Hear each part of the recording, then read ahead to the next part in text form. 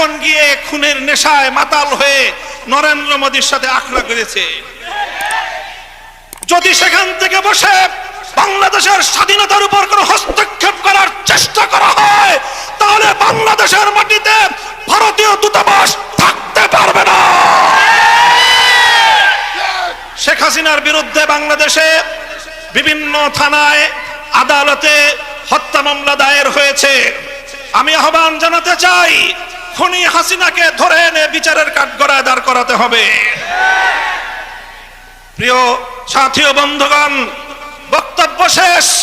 ইনশাআল্লাহ বিগত দিনে যেভাবে আমরা রক্ত দিয়েছি পিলখানায়, যেভাবে আমরা রক্ত দিয়েছি শাপলা চত্বরে, যেভাবে আমরা রক্ত দিয়েছি মোদী বিরোধী আন্দোলনে হাটহাজারীতে, যেভাবে রক্ত দিয়েছি আমরা মোদী বিরোধী আন্দোলনে ব্রাহ্মণবাড়িয়ায়, ঠিক আগামী দিনে দেশের স্বাধীনতা রক্ষার জন্য, ইসলামের হেফাজতের জন্য যদি আবার রক্ত দেওয়ার প্রয়োজন হয়, স্বাধীনতার ঝান্ডা নিয়ে রক্ত দেওয়ার জন্য প্রস্তুত থাকবে কারা?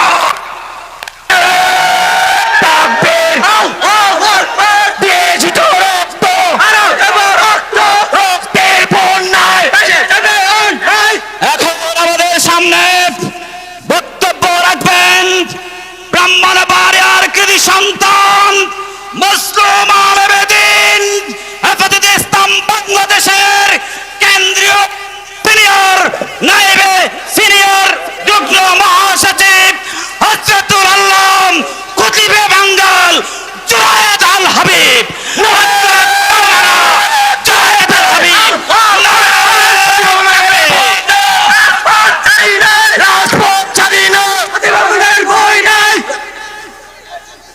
নাহমাদুহু ওয়া নুসাল্লি আলা রাসূলিহিল কারীম, আম্মা বাদ।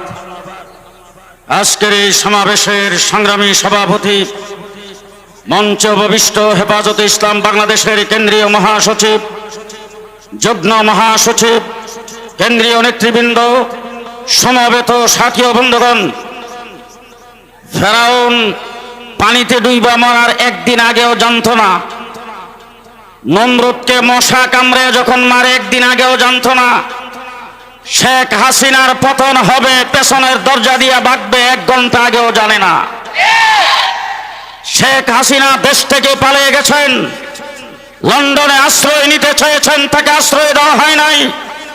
আমেরিকাতে আশ্রয় নিতে চেয়েছেন, আশ্রয় দেওয়া হয় নাই। পৃথিবীর অনেক রাষ্ট্র তাকে প্রত্যাখ্যান করেছে। গুজরাটের কসাই মোদী তাকে জায়গা দিয়েছে। মোদীকে বলতে চাই, শেখ হাসিনাকে ভারত থেকে বের করে দেন, নতুবা বাংলাদেশে আপনার দূতাবাস রাখা হবে না।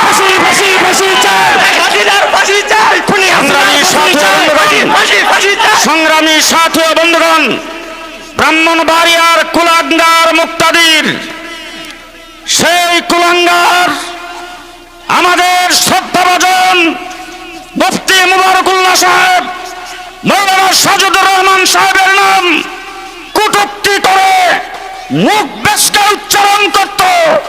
এদেশের আলেম ওলামায়ে কেরামকে নির্যাতন করেছে, দিয়েছেন, জীবন দিয়েছেন। বাতিলের বিরুদ্ধে, জুলুম জালেম সরকারের বিরুদ্ধে মুসলিম হয়ে যারা কারাগারে নিক্ষিপ্ত হয়েছিলেন, আজকে তাদের জবাব দেওয়ার জন্য আমরা এখানে হাজির হয়েছি। সুতরাং আপনাদেরকে অনুরোধ করে বলবো, একদম চুপ, একদম চুপ, কোন আওয়াজ নাই, একদম চুপ। আওয়াজ যা হওয়ার স্টেজ থেকে হবে। আপনারা যার যার মতো করে আওয়াজ করবেন না। যারা এখানে উপস্থিত হয়েছেন, মাঠ শুধু নয়, মাঠের আশেপাশে চতুর্দিক কানায় কানায় ভরপুর।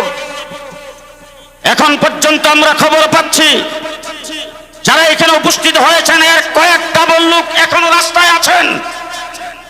গোটা ব্রাহ্মণবাড়িয়া শহর আজকে অচল হয়ে যাবে।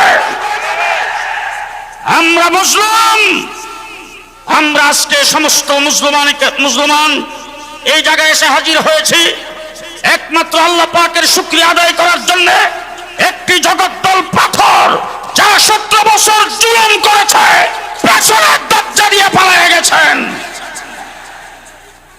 ইউটিউবার এবং সাংবাদিক ভাইরা যারা এসেছেন, আপনাদের কাছে সবিনয় অনুরোধ, আপনাদেরকে ধন্যবাদ ও মোবারকবাদ জানাচ্ছি। আমাদের এই